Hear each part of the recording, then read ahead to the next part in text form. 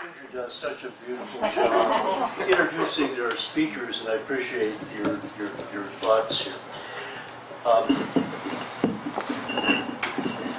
Can you? I'm going to make sure that you can all hear me. I'm going to use the microphone, and I want to make sure that you can hear me, and I'm not too loud.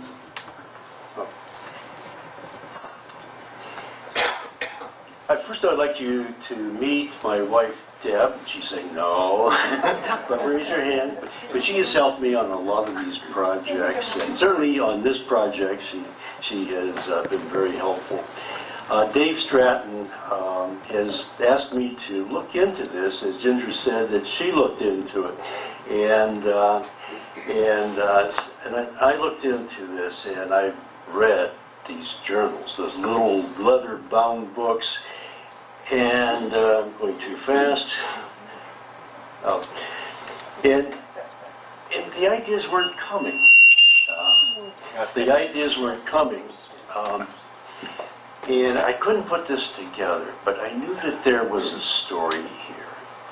And I started to think, well, why do people invent the things that they do? And you stop and think about all the creativity that inventors do and how they come about them and what makes them do these things. And some of the studies say, well, the traits of an entrepreneur are basically three things: vision, passion, and never give up. Did Del Davis have this? This was 116 years ago. That's what's our studies of today, 20th and 21st century. But what about the 19th century? Were they there? We're looking at this car. This is 1900 that this came out in 2 weeks from now, July 31st. And you look at that car and you say, well, that's a great car for a parade. And we do have an old car that we put in the parades every year. But this would be even really a neat car to have in a parade. And that's how we probably think of old cars. But when you look at this car, 1900, look at the tires. Why? Look at the wire, wheels, innovation. Look at the steering by handle. And we do have that handle back in the museum here, as you can see it when you take tours through the museum. The seat, all of these things. And the most important part were the motors. A motor on each wheel, right here. And connected with this pipe to the carriage. That was innovation. Very unique. The only car made in Salem up to this time. Our character, our main person is Del Davis. I'll call him Del. Del grew up in Salem. He was educated in Salem Public Schools. He went to Cornell, took his degree in electrical engineering, came back to Salem, and worked for the family business. And I'll talk a little bit about the family business in just a minute. But also, when he lived for 81 years, and he died in 1936, he collected over 5,000 books, had them all organized, cataloged. And when the Ohio Historical Society heard that he had this thing, that when he died, they wanted those books. And they made an offer to the family. And they came up and they bought the books. It took 5 truckloads to take them down to Columbus. And there they are today. He also invented a lot of different things in the electrical field, switches, and introduced a lot of electricity. And one of these systems that he did was what he was well known for was the Salem system. And that Salem system was for street lights. And he installed that in Salem, about 260 different lights, replacing the gas lamps. And that system was so important, and so important that the other towns in other parts of the world adopted that particular system. His wife is Emma Harvey Davis. She grew up in Ithaca, New York. That's probably where he met her when he was at Cornell. Unfortunately, Emma didn't live to see the automobile. She died the year before he had this dream, or before he started this particular project. Died very unusual. They don't know why she died, but she was growing sicker and sicker, and then she passed on. And she was buried up in Ithaca, New York, with her family plot. Leon Davis. He's cute. He's a really there's a really interesting the story that I like to tell about Leon. They were taking down the Christmas tree, and he said, "Papa, why don't we get some more children around here?" "Why would we want more children, Leon?" "Well, I would have somebody to play with, and we can have a bigger tree." And Del said, "Where will we get these children?" "Where I came from, of course. The ground." And of course, Del didn't say, where does he get these ideas? He didn't have any idea. But this is Del's brother. They call him Dewey. And he's 4 years older. And he sort of takes charge of the family business. But Del looks up to his brother, respects him quite a bit, and works with him, and they work together on the family projects and the family businesses. And this is their father, Milton Davis. Milton is in his late 70s at this time, and he is pretty stern about the business. He watches the business very carefully. He's trying to give control over to the kids, but I can't quite do it. We call that micromanaging today. But he goes to Florida every winter. When he came back this winter, Del said, "Well, how was Florida?" And he said, "The weather was bad, as well as the relatives." This is the family business. How many of you recognize this building? I'm not going to call it anybody, but that's what is Dutech Bliss Company today, and before that was Bliss Company, and before that, this is the family business. It was the Buckeye engine. Buckeye engine started in 1851. It continued until 1920, 70 years in operation. They made steam engines, 10 horsepower up to 10 horsepower up to 10,000 horsepower. They supplied sawmills, steel mills, and eventually, when the electric came in, they supplied the electric business for the generators. And because they did that, this is the founders of the Buckeye engine. The two Sharp brothers, Joel Sharp, he was probably the entrepreneur in this particular project. And Davis, right here, and then there was Bonzel.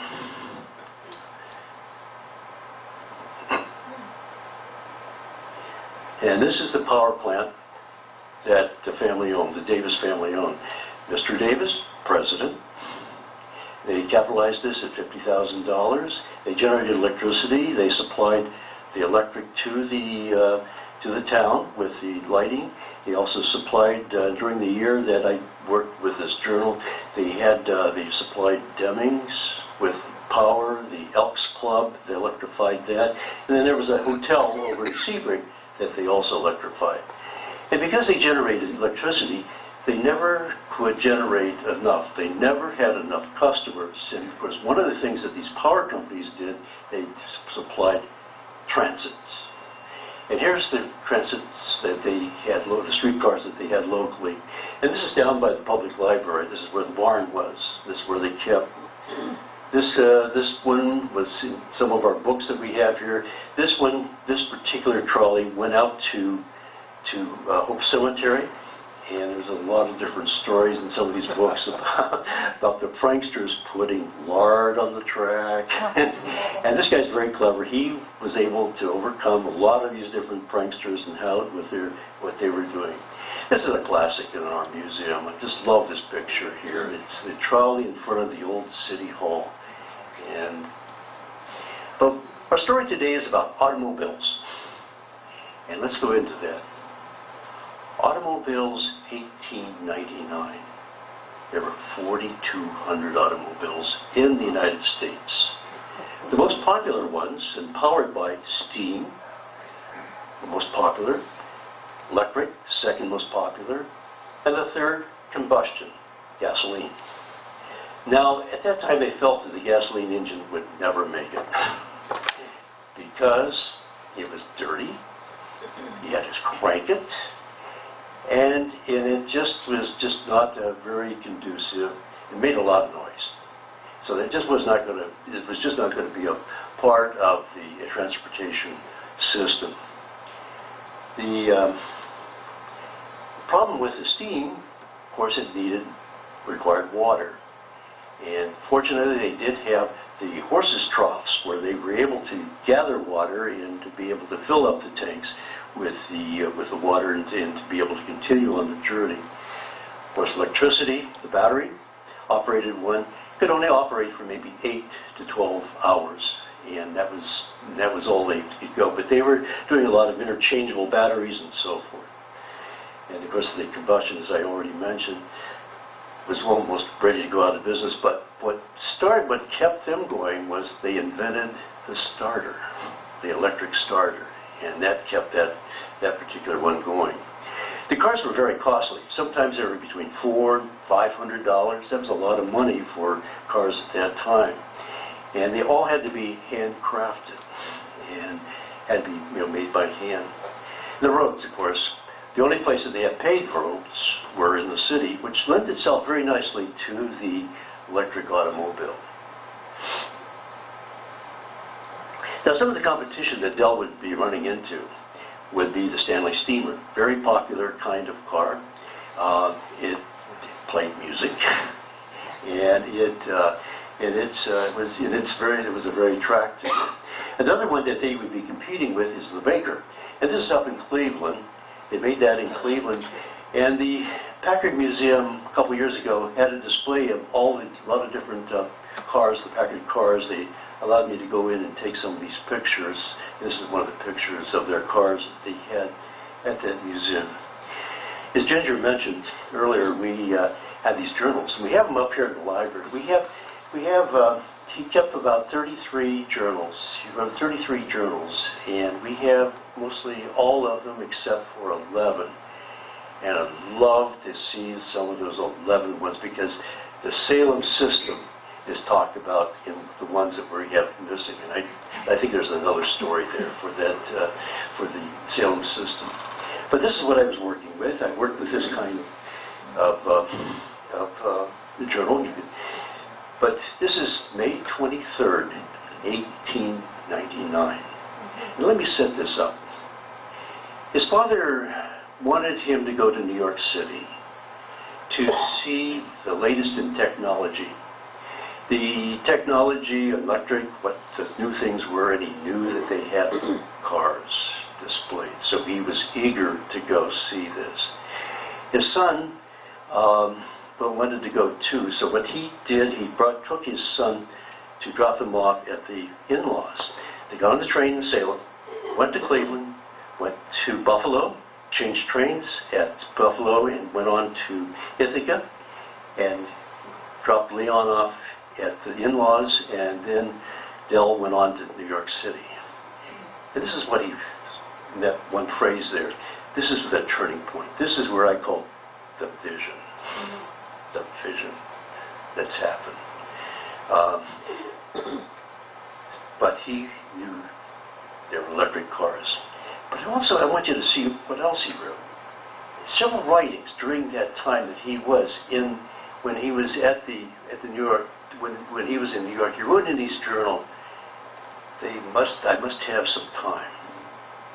They are the thing. And he continued to write that. and other parts of it when he came back to Salem. And he started talking about the trip to New York and what he saw with these cars and how he wanted to build this. He wanted to be a manufacturer of the cars.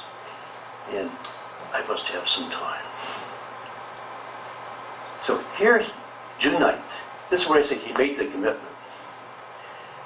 He said, it's a great coming industry, and a good start now, I can have a good hold in it. But I love the way he phrases this sentence right here.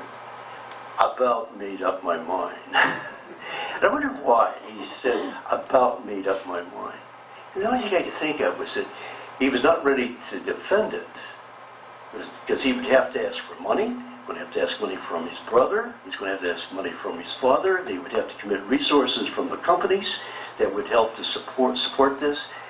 So he probably wasn't ready to commit totally. But in his mind, I want to do this. I'm going to do it. He was also figuring out how to go about doing all the what kind of motor? How should I energize this? What kind of motor should I put on there? He was struggling with this. And here's what the kind of motors that they had. This is the Baker. And most of the electrical cars were energized by an electric motor, but then the power was then transmitted to the back wheel by a chain, like a bicycle. Very much like a bicycle. Very simple concept. And he didn't quite like that concept. Here's another one. This is several years later, but I just wanted to show this particular example that his technology was so far ahead that other manufacturers adopted this. This is on the back end of the car instead of the front, but this was several years later.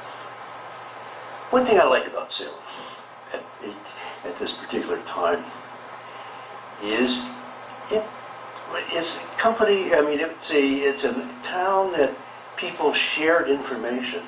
They didn't send memos or text or telegrams or what they did. They went in, they talked. This guy's Joseph Thompson. He is an electrician. I mean, he's an electrical engineer. An engineer at Buckeye Engine. Very, very inventive, creative person. As a matter of fact, he has invented a whole line of steam engines that were smaller and more efficient than any other machine made. And if you go to our public library and look at under the category of catalogs of Buckeye Engine, you'll find engines, a whole line of engines with his name on it, the Thompson engine. But he came into the shop to see young Davis. And he came in with Mullins, Mr. Mullins. And they looked over his drawings and offered him advice and gave him some suggestions. And Davis rewrote his designs and made new designs. And he said that I will take Joe Thompson's design and I will adopt that particular design. It is practical, and that's what I'm going to do. The next thing he had to do was to attach the axle to the body. And he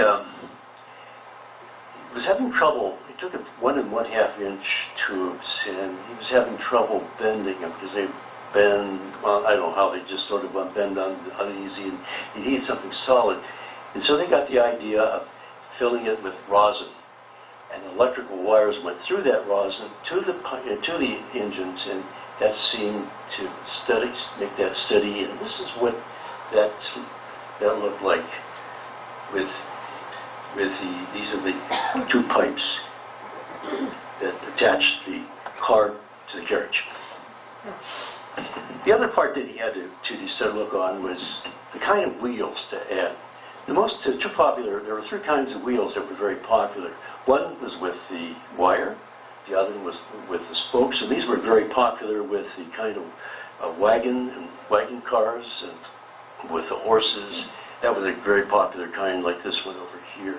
We had an automobile company, a car company in Salem, and they made tires like this with that wooden spokes. But he went with this one. But he had a problem. He wasn't sure if he could get these wire in time. And so he had to look for contingencies. And so he asked Mr. Mullins, can you make me a solid stamped hubcap or a hub for that? And Mr. Mullins said he could, because he did remember seeing these in New York, and they were used primarily on racing cars. And I was looking for another example to show, to put into the manuscript. And I looked and looked, and I finally found one that looked like it was going to work. And this would be the solid wheel. And this is to tell the story on myself here. But this was a Stanley steamer, and I found that same car standing still. And it had wire wheels. And this is, I think if I couldn't find the same one again, but this is what it looked like. This is brother 2 or 3 years later.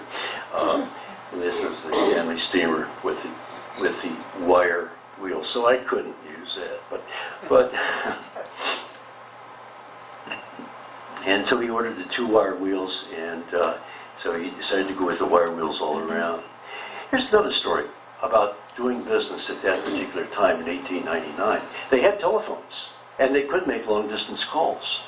And so he wanted to get tires for his automobile, and so he called Accurate because they had the inflated tires, and he wanted to use inflated tires. But he couldn't get the line all day.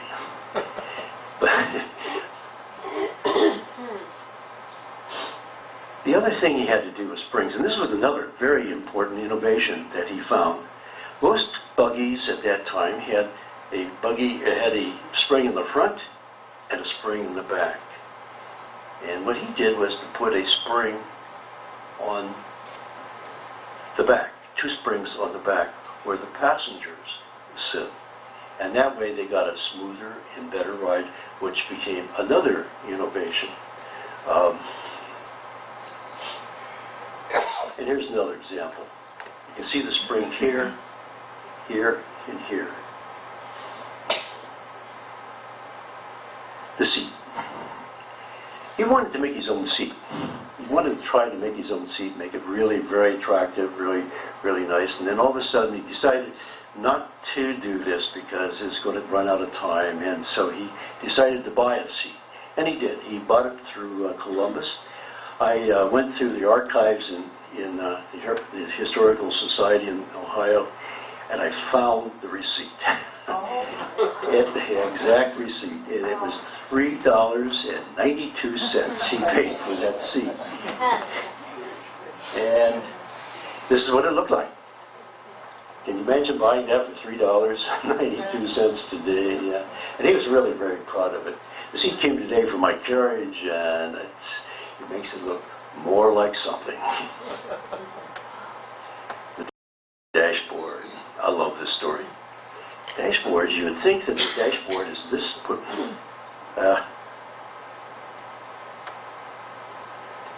You think the dashboard is this.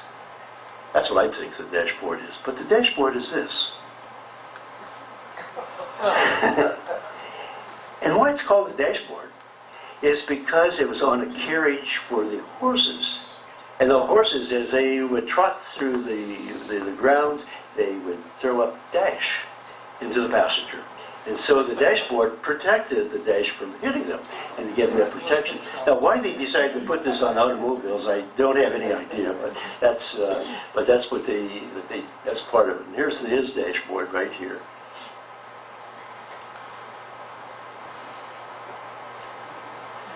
The brakes was another part that he had to try to design.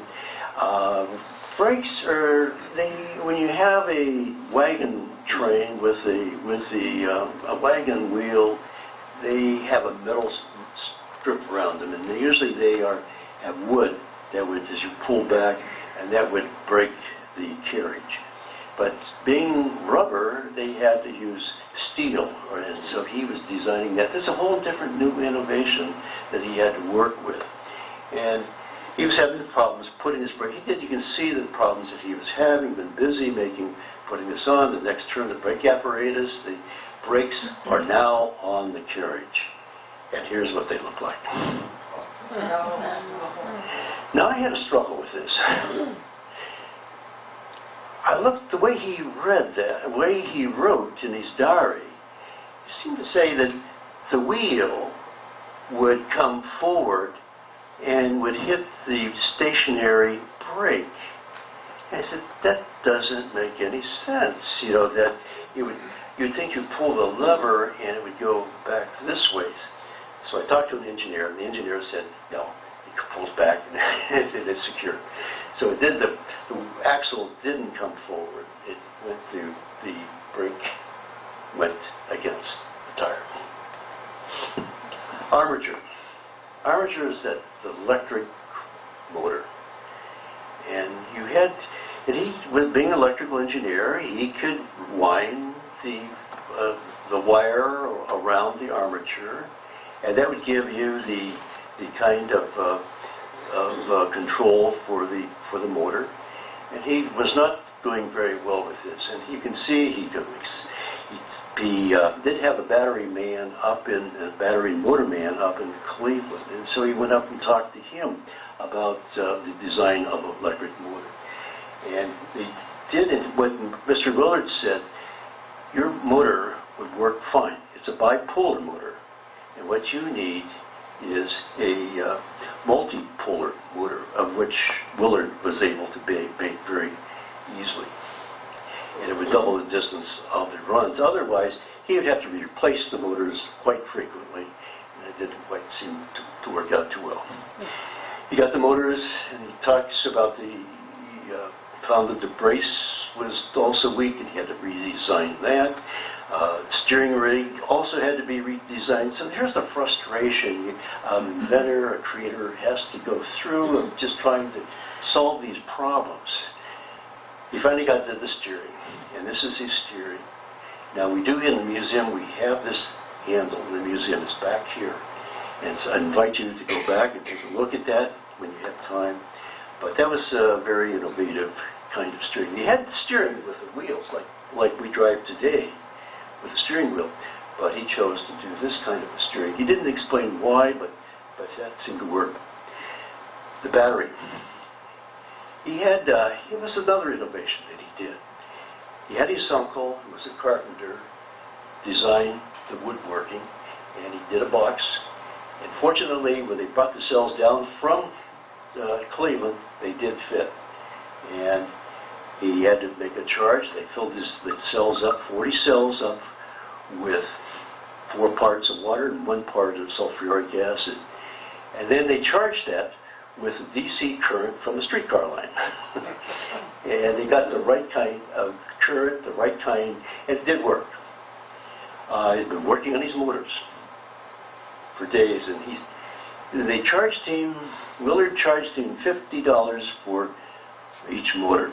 So he had to pay $100 for the motors. One motor, if Davis were to buy with his money the motors today, the same motors, it would cost him about $2.25.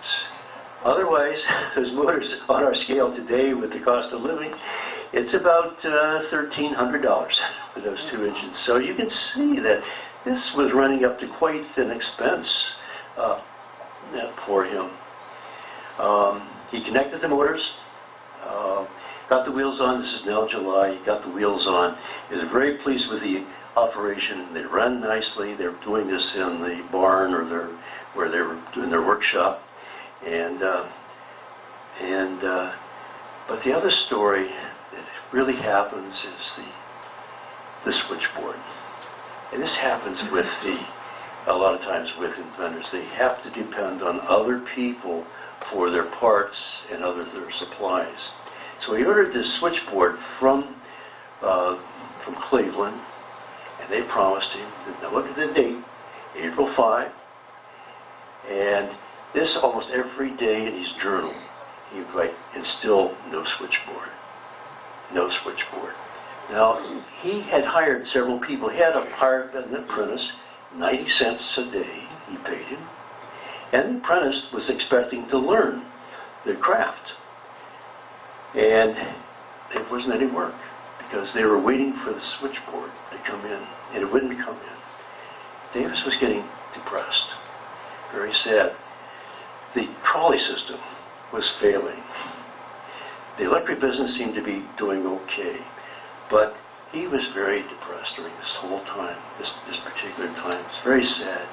And he was very positive in his writings, and he would say, but it's blue, it has to break out, the clouds will break out, and he'll be happy later. And here we go with the people of Salem. Charles Hunt came to town and stopped in to see Davis. And he was on his way to Cleveland. And Davis said, would you mind stopping in, talking to Willard and seeing what is the progress of my switchboard? Is it coming or not? Where is it? And so Hunt did that. He went to Cleveland, he talked to Willard, and he emailed him. He telegraphed Davis that afternoon and said it was almost finished, and they'll have it in the mail tomorrow. I ship tomorrow.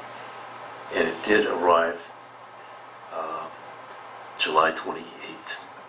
They finished placing it up on the car. This is July 28th. Okay, can you imagine the excitement happening? You know, this was really getting wonderful. July 31st, the morning, he said, I made up my mind to get the carriage out at once because the pressure was just getting too much for him. He had to get it out. The whistles blew. And he and Dewey, his brother, they got the car out.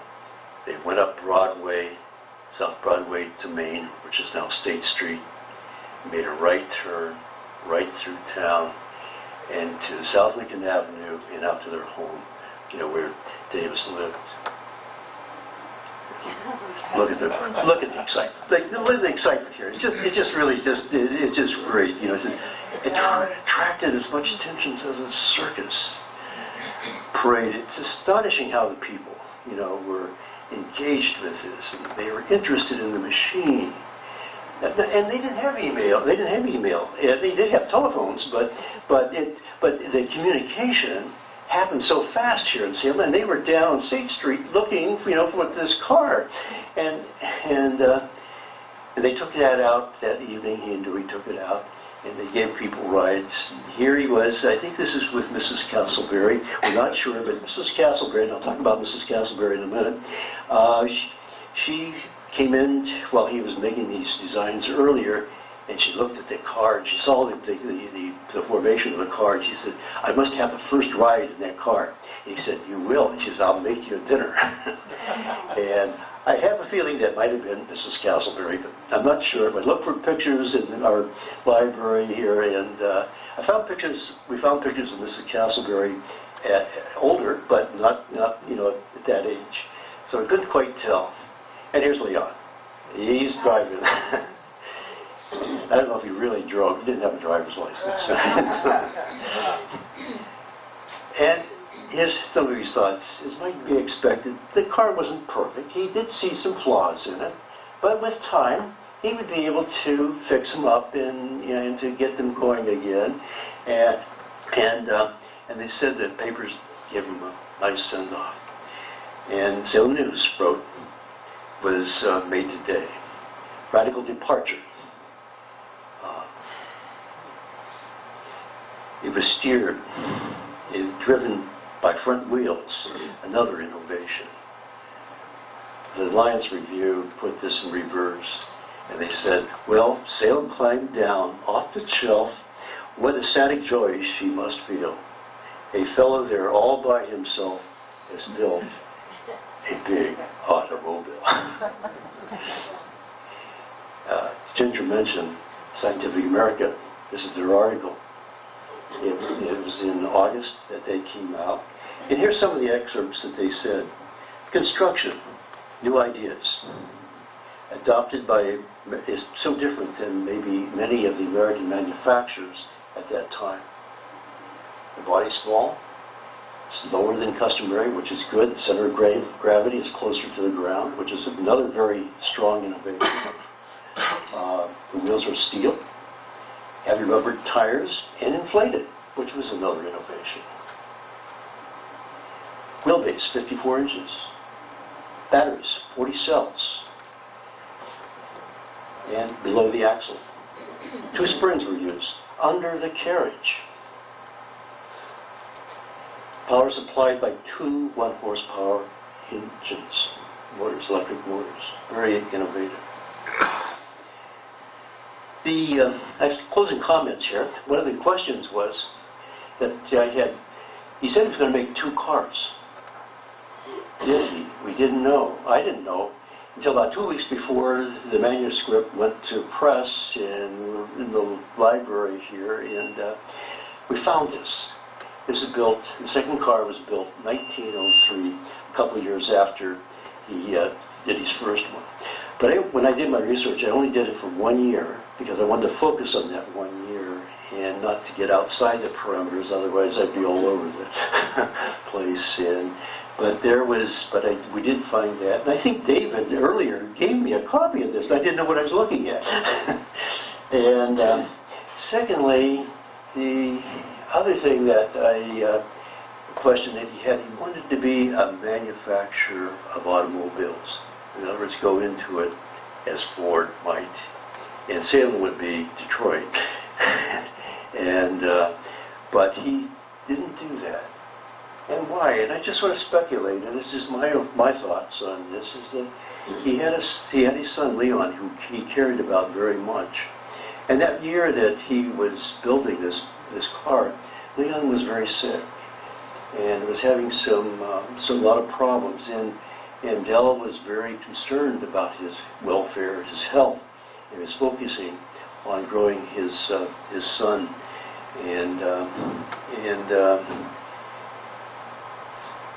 Secondly, the business, the trolley business that I mentioned, they were running into some problems. And they were also building Stark Transit, which went from 30-mile train track from Salem to Canton, which was taking an awful lot of energy and time. And the people that were managing this group were not easy people to work with. And Del was a nice guy. He was finding it very difficult to work with this group of people. So I think he was just split. I mean, just too many things, and he had to focus on some of the things in his life, and he had to focus on the business that he had here.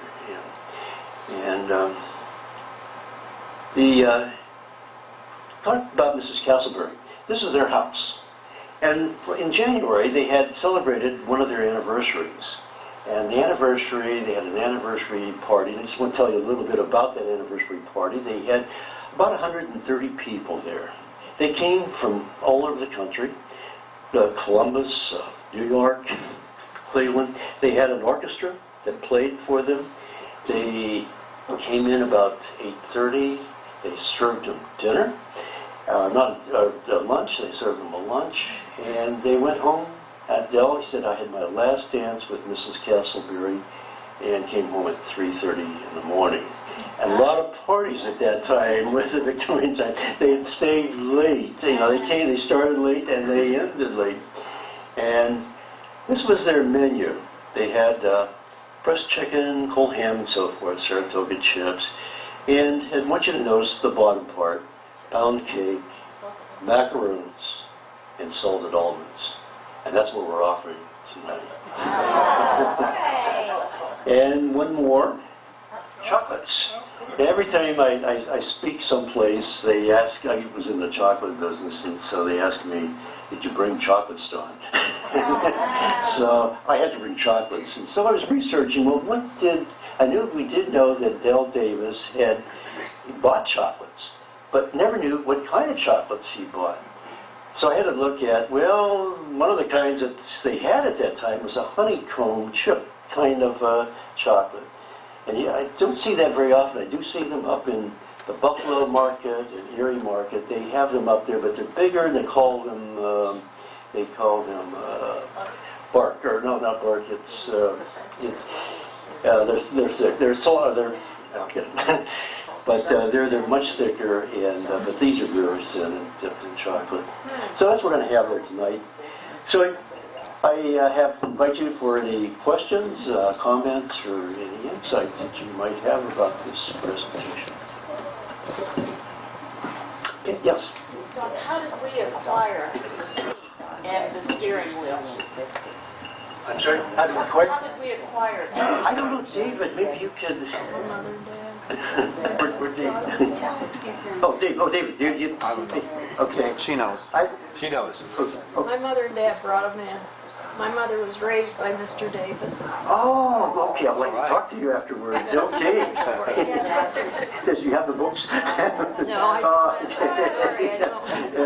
Wish I did. Okay, so you know, you brought them. Well, thank you very much. That's great. Great. Good. Good. And where was this Casselberry home located? Oh, it's on East State Street, about the 1100 block. About the 1100 block. And I think it's probably torn down now. Thank you. Yeah, I think it's probably torn down. I haven't seen it. I mean, I don't recognize it at all, but we found it. Yeah. Who was this Casselberry? He was, I want to say, he worked with one of the big companies. I want to say Deming, but I'm not sure which one it was. I did have that down, and I don't remember it right now offhand, but You can find out. it wasn't Buckeye, but I think it was, I think it might have been Deming. It wasn't, I don't think it was Mullins. So I think it was, but I think it might have been Deming. Yeah. Find out. He was good. Okay, yeah. What? It's kind of funny, this Casselberry, when you said that, about fell off my seat here. My wife's aunt is 85 now, and she used to work at the phone company and then went off and was helping elderly people, you know, in their home, taking care of them and stuff. And she had a Christmas ornament made out of glass. She gave to my wife, and she said this was given to her by Mrs. Casselberry. Oh my gosh. She said that to put it on the tree every year, you'll always be remembered.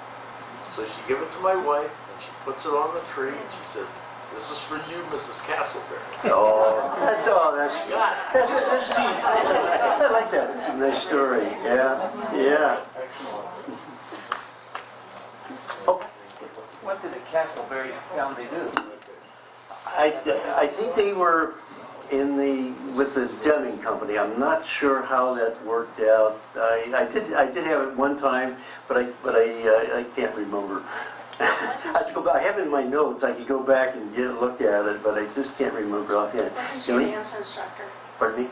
She was She was a dancing lady. She did some research on that, and she did find notation that she was a dance instructor here. I think she had a studio here Yeah. somewhere. Yeah. Bring the picture of that house back. Okay.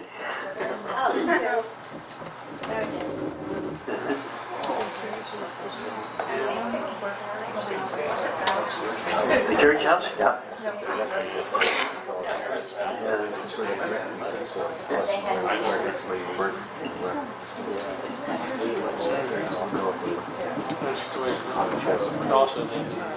Question? Yes, I'd like to go under the comment section. Okay.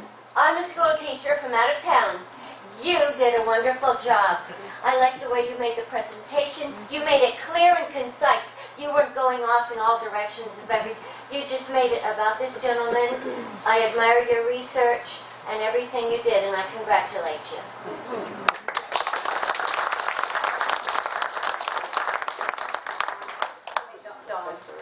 Sorry. I just would like you to repeat a story that you told to me, Super Cruise, about the dairies and about the dairy cart that you wanted to buy. Since it's historical, do you remember that story you told me? Would you tell everybody that story, please? This is totally different. When I was a kid, My house in front of you. Put your mic on. sorry, I gotta remember. When I was a kid, probably about 15, I did remember they used to have ice cream wagons, and I had a horse, a large pony or a small horse, And my dad would never let me ride it, but I had to water it and feed it and do all these things. And I just was very upset about this. And I did remember that Smith Creamery had a pony and wagon. And so I said, I'll just go talk to Mr. Smith and just ask him, I'd like to buy his wagon. And I want to use my horse. I didn't talk to my dad about this. and so I talked to Mr. Smith. And he said, where are you going to buy your ice cream? Andalusia. Because I like Andalusia. And he said, well, how about buying it from me? I'll give it to you wholesale, and I'll give you the ice for the wagon, and you can have the wagon, but it does need some new tires. And I said, okay, I'll do that. So I came home and told my dad, you what? And, but my mother was very gentle, and so we had a conversation, and they did allow me to have the pony and wagon, and so I ran that. And I think Dale Schaefer, he wrote that. I think he was doing a story on the Smith Creamery, and I had a picture. He wanted the picture for his book that he was putting in there. How much did you sell your ice cream for? 5 cents. Popsicles, popcorn. I mean, bars, cups, popsicles, quarts, and pints. That's what I said. And the quarts were 25 cents. And I mean, the pints were 25 cents, I think it was. And the ice cream cones were 5 cents. And bars, the chocolate bars were... Where was your route? It was, I'm not going to give the whole route, but I'll say it's the south side, the east side, the north side, and the west side. All over. And I can remember every street. I came down Lundy right here. And what did you do And with your money? the famous dairy was right over here. My good friend Freddie Bishop, his uncle owns famous dairy, and he had the bicycle wagon. And so we were competing. We're always good friends. We're good friends, but we like to compete with each other. And we were always trying to outdo each other. Pardon? Do you still have the cart? No, no, it's with the barn. When the barn went. What did you do with your money? I saved it. My mom made me put some into clothes, put some into savings, and college, the college fund. She had those priorities, and she let me have some. Very good. Thank you. Okay. Thank you very much, Dawn. Now, if you want to talk to Dawn one-on-one, come one of the Sundays. There's quite a few of us in the audience that are here Sunday afternoons from 1 to 4 giving museum tours. And one other upcoming thing that I want to mention, if anybody has a wonderful pumpkin recipe for just any old pumpkin thing, please share it with us. We're actually going to print a pumpkin recipe book. That's part of our fall meeting, and we're going to invite our members to make pumpkin and apple recipes for the snacks that night. And White House Farms is going to come and give a talk on apples, and I'm going to give you a little bit more history on the Smucker processing plant that was here in Salem. So we're having an apple and pumpkin night. But we need the pumpkin recipes in the next couple weeks because we're going to get the book printed before the meeting. So if you have those, see me or David, or really any of the board members can do that. And please join us for refreshments. And remember, meet us in Latonia next month at 6 o'clock instead of 7. If you don't want to come for the cover dish, you can still come at 7 for the program. Thank you all for coming this evening.